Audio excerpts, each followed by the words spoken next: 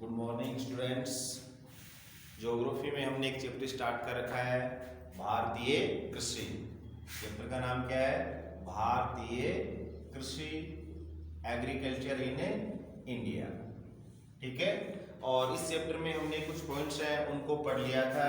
पहला पॉइंट हमने पढ़ा था अकॉर्डिंग टू सीजन्स, या मौसम के आधार पर भारतीय फसलों को कितने भागों में बांटा गया है। टाइप्स ऑफ इंडियन एग्रीकल्चर या Indian crops according to season.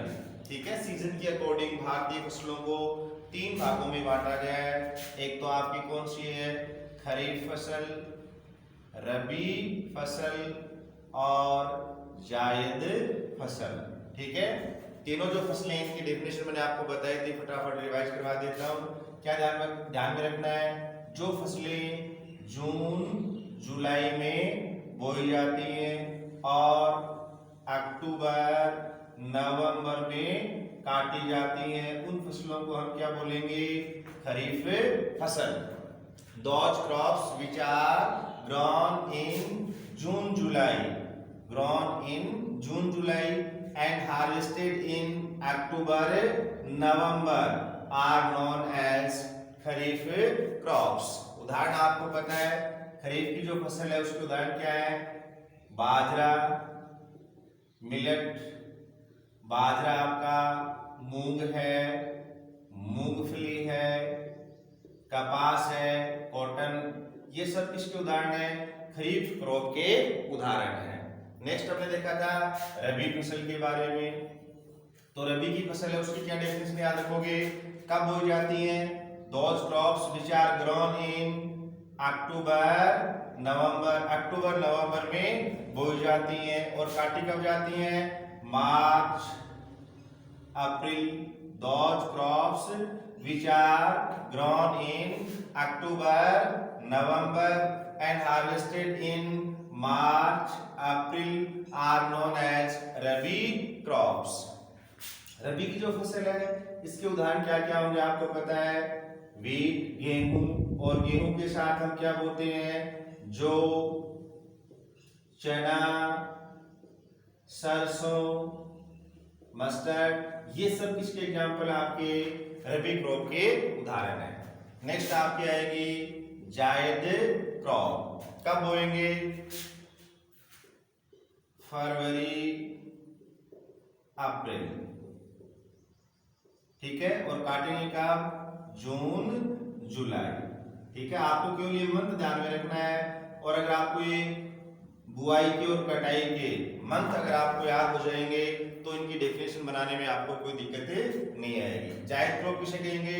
Those crops which are grown in February, April and harvested in June, July are known as जायद क्रॉप्स। उदाहरण क्या आपको पता है? तरबूज है, ककड़ी है, लौकी है, घिया। ये सब किसके उदाहरण आपके? जायद फसल के। नेक्स्ट पॉइंट हमने देखा था कृषि विधियों के आधार पर या कृषि पद्धतियों के आधार पर भारतीय कृषि को कितने भागों में बांटा गया है। ठीक है, on the basis of agricultural methods या एग्रीकल्चरल प्रिंसिपल्स इंडियन क्रॉप्स या Indian agriculture can be divided into 4 parts. First आपका क्या था? खाद्यान्न फसल। फर्स्ट पॉइंट क्या था आपका? खाद्यान्न फसल, फूड ग्रेन क्रॉप। सेकंड आपका था व्यावसायिक फसल। सेकंड फसल कौन सी आपकी? व्यावसायिक फसल। और व्यावसायिक फसल को आपको पता है मुद्रा दायनी फसल भी कहते हैं, इसे नकदी फसल भी कहा जाता है और इसको औद्योगिक फसल भी कहा जाता है। तीसरी आपकी थी बागानी फसल या बागाती फसल। और चौथी आपकी है उद्यान फसल। तो एग्रीकल्चरल प्रिंसिपल्स है, उनके बेस पे हम इंडियन क्रॉप्स है उनको, या इंडियन एग्रीकल्चर है इसको हम 4 पार्ट्स में डिवाइड कर सकते हैं। एक तो आपकी क्या है? खाद्यान्न फसल, जिसे इंग्लिश में क्या बोलोगे? फूड सेकंड आपकी है व्यावसायिक फसल, ठीक है, कॉमर्शियल क्रॉप, एस क्रॉप, इंडस्ट्रियल क्रॉप, बागानी फसल इसको क्या बोलोगे आप, प्लांटेशन क्रॉप, उद्यान फसल को हम क्या बोलेंगे, गार्डन क्रॉप्स, ठीक है। तो इन सब की आपको डेफिनेशन याद रखनी है और डेफिनेशन के साथ साथ इनके आपको उदाहरण याद रखने हैं। तो डेफिनेशन मैंने इनकी सबकी आपको बता दी थी और आगे भी हम जैसे टॉपिक पढ़ रहे हैं वहां आपको मैं दोबारा बताऊंगा।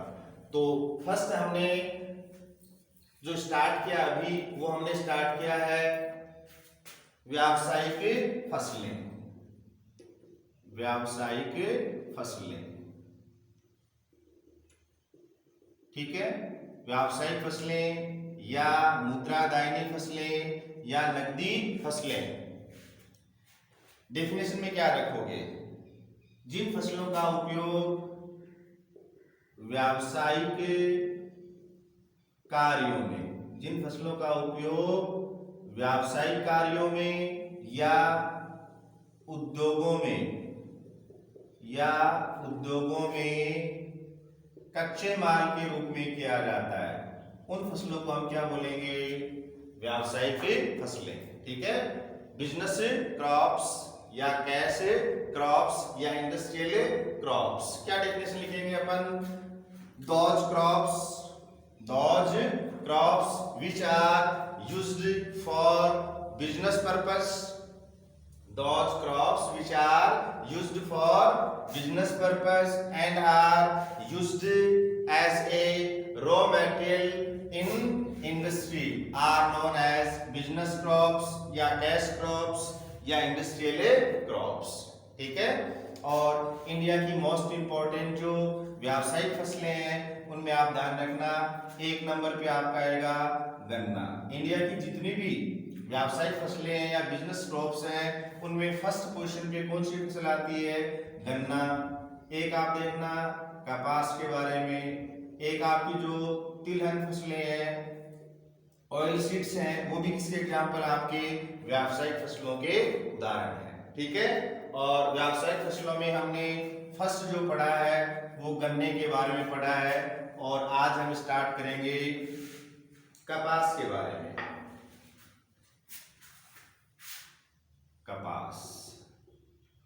कपास या कॉटन, देखो क्या क्या बातें ध्यान में रखनी है।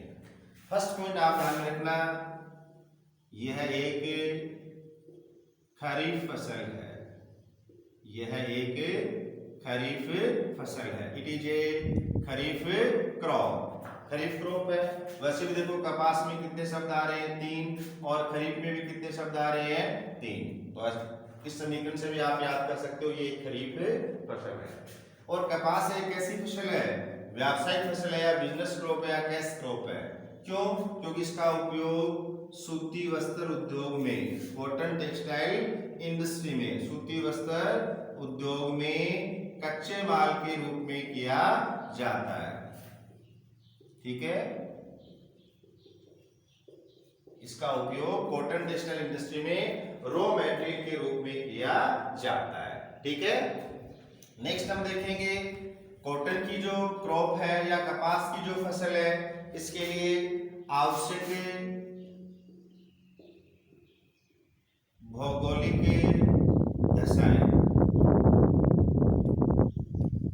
या अनुकूल भौगोलिक परिस्थितियां, favourable geographical conditions for cotton crop.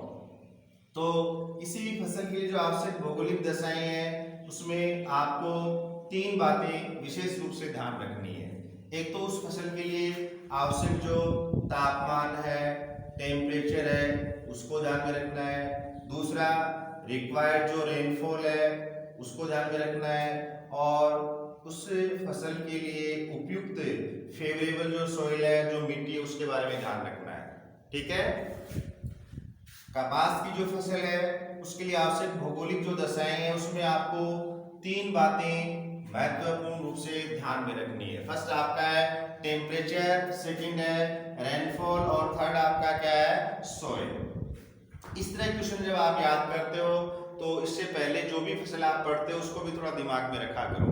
तो देखो हमने लास्ट जो वीडियो उसमें पढ़ा था किसके बारे में, गन्ने की फसल के बारे में, शुगर केन के बारे में। और शुगर केन के बारे में हमने देखा था रिक्वायर्ड जो टेम्परेचर है वो आपका कितना है, 50 degree centigrade to 40 degree centigrade. और रेनफॉल का देखा था 100 सेंटीमीटर टू 200 सेंटीमीटर। और सॉइल के बारे में देखा था हमने क्ले एलुवियल सॉइल, ठीक है, क्ले एलुवियल सॉइल। अब देखो हम देखेंगे required temperature, rainfall and soil for cotton crop. ध्यान रखना कपास की खेती के लिए जो रिक्वायर्ड टेम्परेचर है उसको याद करने के लिए आपको क्या करना है, आप ध्यान देना जो गन्ने के लिए रिक्वायर्ड टेम्परेचर है, जो गन्ने की फसल के लिए रिक्वायर्ड टेम्परेचर है उसके मिनिमम टेम्परेचर में आप 5 ऐड कर दो। क्या करना है, मिनिमम टेम्परेचर है उसमें 5 आपको जोड़ना है और मैक्सिमम जो टेम्परेचर उसमें क्या कर दो, 5 लेस कर दो, 5 घटा दो।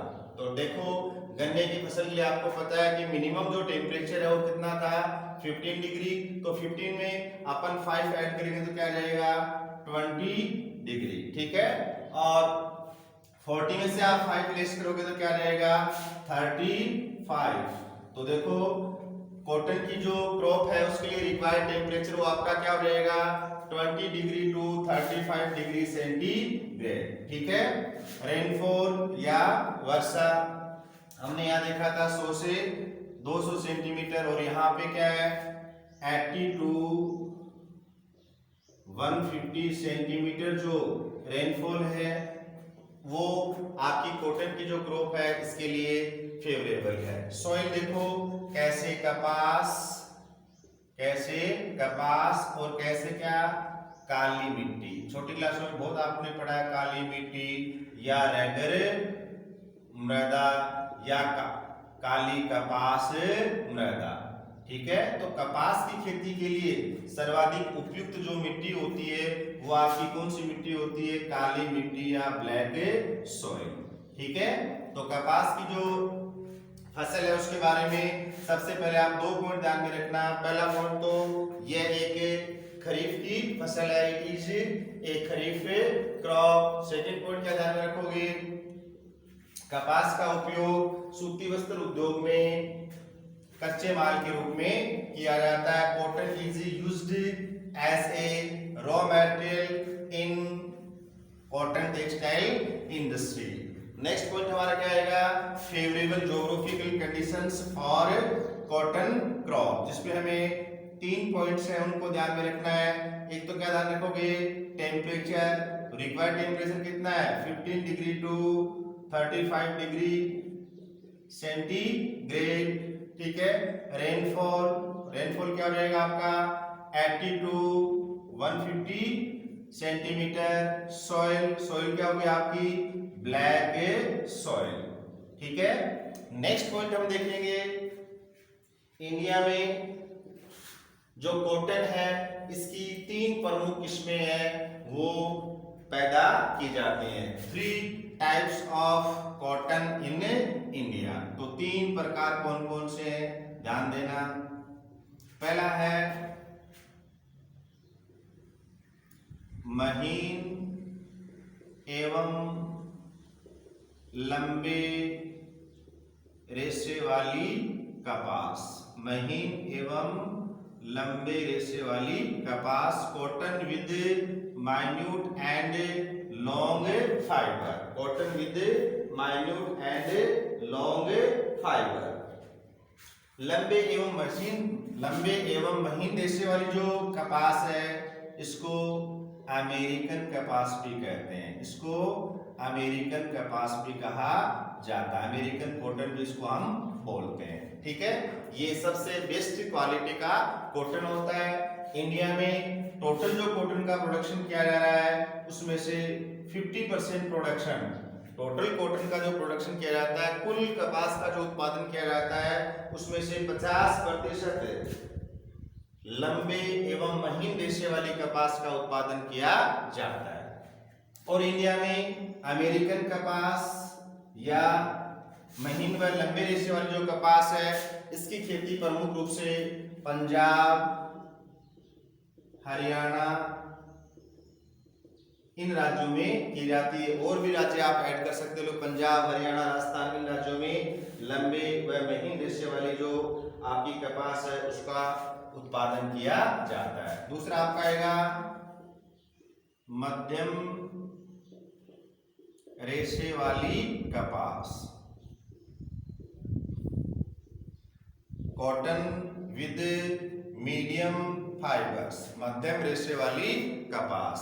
देखो इंडिया में जो टोटल कॉटन का प्रोडक्शन हो रहा है उसमें से 40% प्रोडक्शन है वो मध्यम रेशे वाली कपास का किया जाता है। टोटल प्रोडक्शन में से 50% प्रोडक्शन तो किसका हो रहा है, महीन व लंबे रेशे वाली कपास का, और 40% प्रोडक्शन वो किसका हो रहा है, मध्यम रेशे वाली कपास का। और इस कपास का प्रोडक्शन है वो मोस्टली गुजरात और महाराष्ट्र में किया जाता है, गुजरात और महाराष्ट्र में किया जाता है। ठीक है। और थर्ड टाइप जो आपका है वो आएगा छोटे रेशे वाली कपास, cotton with short fibre, cotton with short fibre. देखो मैंने इंग्लिश मीडियम के लिए बहुत सारे वीडियो बनाए हैं और हिंदी मीडियम के बच्चों के लिए मैंने बहुत कम वीडियो बनाए हैं, इसलिए आज मैं ज़्यादा फोकस हिंदी मीडियम पे कर रहा हूँ। और वैसे भी इंग्लिश मीडियम वाले बच्चे इसको आसानी से समझ भी सकते हैं।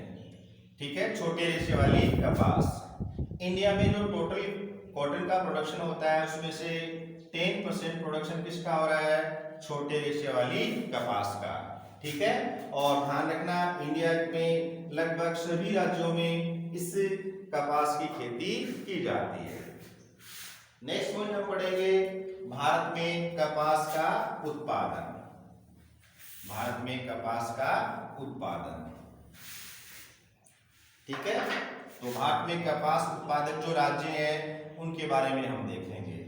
और इससे पहले हमने गन्ने के बारे में पढ़ा था, तो भारत में प्रमुख गन्ना उत्पादक राज्य कौन कौन से हैं उनको हमें पहले एक बार देख लेना चाहिए ताकि कंफ्यूजन पैदा ना हो। तो गन्ने के उत्पादन में देखो मैंने आपको बताया था गन्ना है, इसको हम यूज करते हैं तो सबसे पहले क्या करते हैं, इसका छिलका उतारते हैं। तो फर्स्ट पोजीशन पे कौन सा स्टेट है, उत्तर प्रदेश। और जब गन्ने का हम छिलका उतारते हैं तो हमारे मुंह में क्या आता है, रस आता है। तो सेकंड पोजीशन पे कौन हो जाएगा, महाराष्ट्र। ठीक है।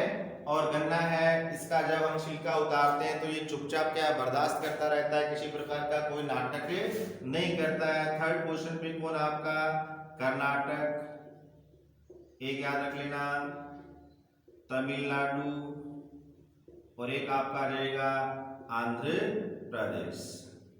देखो ये जो आंकड़े हैं ये अलग अलग किताबों में आपको अलग अलग मिल सकते हैं, तो हमें ज्यादा इनमें दिमाग लगाने की जरूरत नहीं है। हमें तो हमारी बुक के अंदर जो दिया हुआ है उसको एक बार याद रखना है। हमेशा एग्जाम के अंदर वही बात है वो सही मानी जाती है जो हमारी बुक के अंदर दी गई है। अब देखो कपास उत्पादक राज्य कौन कौन से हैं, तो याद करने के लिए आप ध्यान रखना, मैं लिख रहा हूं हिंदी में कपास, और इससे आप एक समीकरण बना लेना, कौन सा बच्चा पास आएगा। कौन सा बच्चा पास आएगा, वह बच्चा पास आएगा जो अपनी रात गुजारेगा किसमें, पढ़ाई में। जो बच्चा अपनी रात गुजारेगा पढ़ाई में वो बच्चा पास आएगा। तो कपास के उत्पादन में प्रथम स्थान पे कौन सा राज्य आ जाएगा आपका, गुजरात। कैसे याद रखोगे, कौन सा बच्चा पास आएगा, वह बच्चा पास आएगा जो अपनी रात गुजारेगा पढ़ाई में, गुजरात। ठीक है। और दूसरी बात देखो, गुजरात है वो किस राज्य किस राष्ट्र में है, गुजरात हमारे राष्ट्र में तो है, श्रीलंका में तो नहीं आता है। गुजरात किस राष्ट्र में है, हमारे राष्ट्र में, हमारे राष्ट्र में है महाराष्ट्र।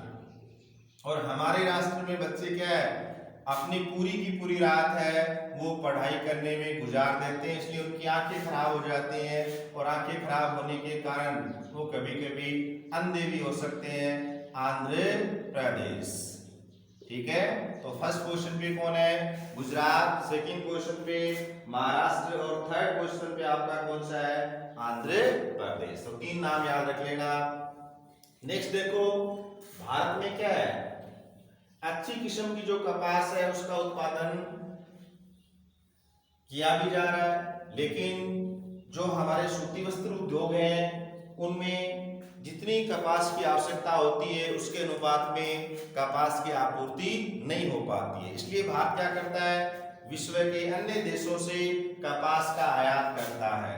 तो आपको ध्यान में रखना है कि भारत प्रमुख रूप से विश्व के कौन कौन से देशों से कपास का आयात करता है। ठीक है, भारत अपनी कपास की बढ़ी हुई मांग को पूरा करने के लिए इसका आयात किन किन देशों से करता है? तो देखो, अमेरिका, सूडान, केन्या,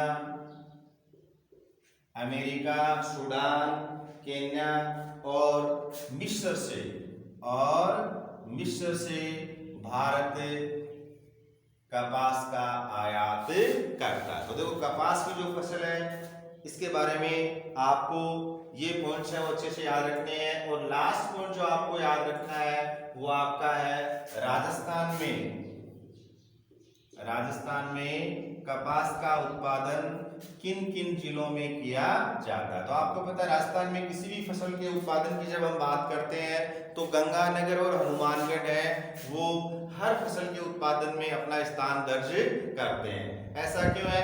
आपको पता है कि पश्चिमी राजस्थान में इंदिरा गांधी नहर या राजस्थान नहर के कारण क्या सिंचाई की सुविधा उपलब्ध है, और यहाँ की मिट्टी भी राजस्थान के जो डेजर्ट एरियाज हैं उनकी तुलना में थोड़ी ठीक है। तो राजस्थान में अगर आपसे पूछा जाए तो गंगा नगर, हनुमानगढ़, ये 2 डिस्ट्रिक्ट हैं, ये कपास के उत्पादन में अपना महत्वपूर्ण स्थान रखते हैं। ठीक है, तो व्यावसायिक जो फसलें हैं उसमें आपकी 2 फसलें हो गई है।